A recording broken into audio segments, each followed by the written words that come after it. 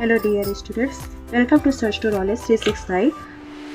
ये क्लास 9 के गणित का पार्ट 10 का हेरोन के सूत्र का प्रश्नावली 10.1 की सीरीज का पार्ट 1 है। इसी के बाद इस सीरीज के अंदर प्रश्नावली 10.1 का ही जो पार्ट 2 है, यानी कि क्वेश्चन नंबर 2 और पूरा सीरीज के अंदर आएगा। तो वीडियो के अंदर क्वेश्चन नंबर 1 को बहुत अच्छे से एक्सप्लेन किया हुआ है, तो इसके लिए पूरा एंड तक वीडियो जरूर देखना। और इसी के बाद पूरी जो सीरीज है प्रश्नावली 10.1 की क्वेश्चन नंबर 1 से लेकर सारे क्वेश्चन उसके अंदर कवर किए हुए हैं, तो पूरी सीरीज आप लोग जरूर से देखना। तो स्टार्ट करते हैं वीडियो को। तो पहला सवाल है कि एक यातायात संकेत बोर्ड आगे स्कूल है लिखा है और यह भुजा ए वाले एक समबाहु त्रिभुज के आकार का है। हेरोन के सूत्र का प्रयोग करके इस बोर्ड का क्षेत्रफल ज्ञात कीजिए। यदि संकेत बोर्ड का परिमाप 180 सेंटीमीटर है तो इसका क्षेत्रफल क्या होगा। तो ये आपका पहला सवाल है। तो आइए अब इसका जो सॉल्यूशन है हम करते हैं। तो जैसा कि आपको स्क्रीन के ऊपर दिख रहा है कि वे अब देखो यहाँ पर सबसे पहले हमें क्या निकालना है, तो समबाहु त्रिभुज का क्षेत्रफल निकालना है। अब ये आपको पता होना चाहिए कि समबाहु त्रिभुज के अंदर यहाँ पर पहले से बता दिया था हमें कि भुजा का जो माप है वो ए है, तो समबाहु त्रिभुज की भुजा का माप ए हो जाएगा। अब जैसा कि समबाहु त्रिभुज है जिसकी वजह से समबाहु त्रिभुज की सभी जो भुजाएं होती हैं उस सभी भुजाओं का माप क्या होता है, समान होता है। ठीक है, तो यहाँ पर जो ए बी सी भुजा है तो सभी भुजाओं का माप भी क्या हो जाएगा, ए हो जाएगा, क्योंकि हमें एक भुजा का माप पता है तो उससे हम निकाल लेंगे। तो यहाँ पर एस बराबर आ जाएगा 3a/2। ठीक है, अब यहाँ पर हमने क्या निकाल लिया, यहाँ पे हमने S निकाल लिया, पर अब हमें यहाँ पर इसी त्रिभुज का, इस समबाहु त्रिभुज का हमें क्या निकालना है, क्षेत्रफल निकालना है। समझ में आ रहा है। तो क्षेत्रफल निकालने के लिए तो यहाँ पर त्रिभुज का जो क्षेत्रफल है आपको पता होना चाहिए कि हम हेरोन के सूत्र का चैप्टर चला रहे हैं, तो इसका सूत्र भी आपको याद होना चाहिए।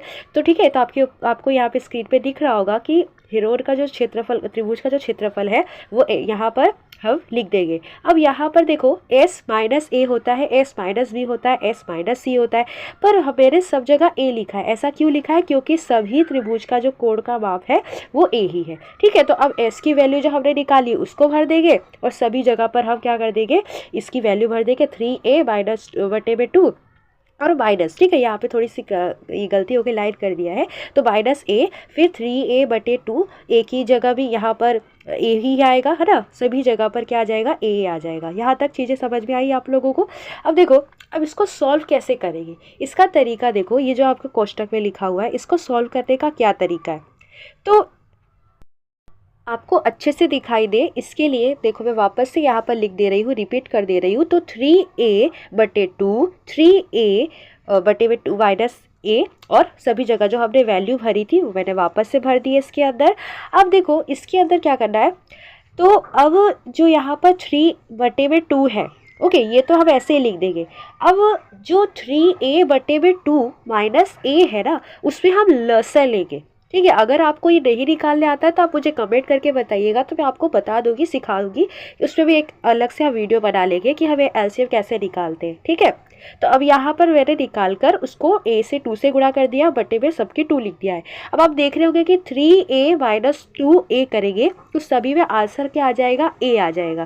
ठीक है, तो अब अंडर रूट के अंदर 3a/2, और जब आप 3a/2a करेंगे तो a/2 गुणे में a/2 और a/2, क्योंकि सबका क्वेश्चन सेम था इसकी वजह से आंसर भी क्या आ जाएगा, सेम आ जाएगा। राइट, अब यहाँ पर देखो 3a/2, अब ये देखो यहाँ पर अगर हम गुणा करेंगे तो 3a/2 और गुणे में क्या आ जाएगा, 3 बार a है ना, तो यहाँ पर a की 3 घात आ जाएगी। और हम यहाँ पर देखो बाय मिस्टेक 2 लिख दिया है, तो अभी देखो 2 का गुणा 2 से करेंगे, 2 यहाँ पर तो क्या आ जाएगा, 8 आ जाएगा। तो अभी 3a की घात 4 की हो जाएगी, क्योंकि 3 यहाँ पर है और a यहाँ पर है। ओके, तो ये 8 हो जाएगा और यहाँ पर 8 दूनी 16 हो जाएगा। अब 3a, देखो a 4 है तो अंडर रूट में से बाहर निकलने के बाद वो a2 हो जाएगा, और ये 16 है तो आपको पता होना चाहिए कि 4 का जो वर्ग होता है, स्क्वायर होता है, वो क्या होता है, 16, तो वो 4 निकल जाएगा। तो ये हमारा आंसर है।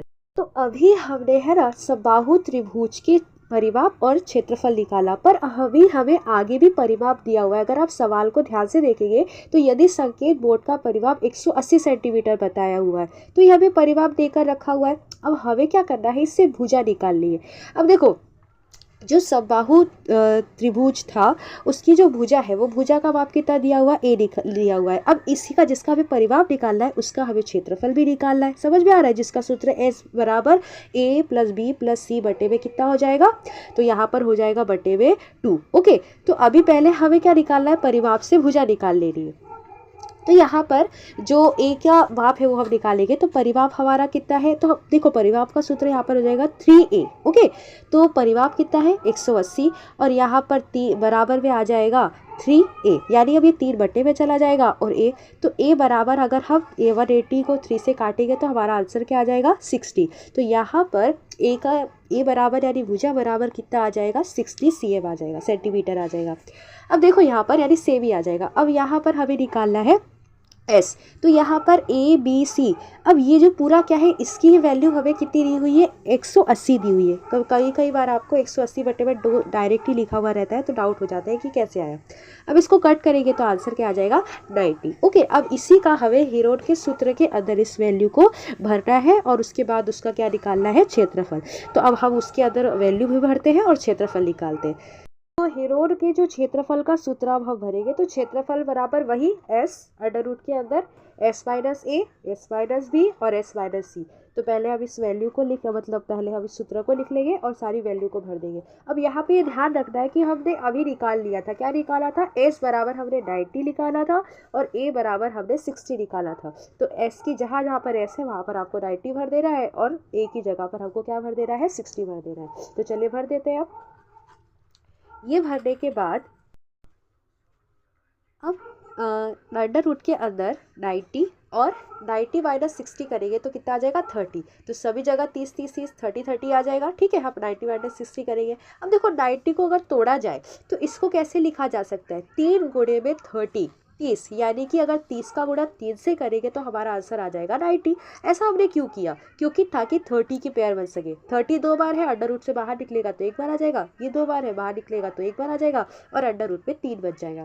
30 का गुणा 30 से करने पर आंसर हमारा आ जाएगा 900, यानी कि 900 अंडर रूट में 3 सेंटीमीटर स्क्वायर। अच्छा, सेंटीमीटर स्क्वायर क्यों लिखते हैं हम, क्यों लिखेंगे, क्योंकि हमने क्षेत्रफल निकाला है। समझ में आया? तो यहाँ पर हमारा जो पहला सवाल है वो कंप्लीट होता है। ठीक है।